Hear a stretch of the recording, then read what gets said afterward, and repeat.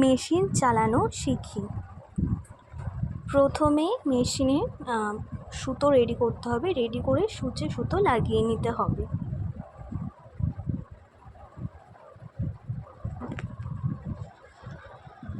তারপর ববিনে যে সুতোটা আটকানো আছে সেটিকে তুলতে হবে, তুলে চাকাটাকে সামনের দিকে ঘোরাতে হবে।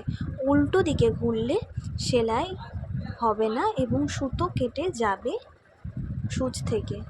তারপর কাপড় একটু মুড়ে মেশিনে দিতে হবে সেলাই করার জন্য। এই যেভাবে সেলাই হচ্ছে এরকমভাবে পা দিয়ে চাকাটাকে ঘোরাতে হবে।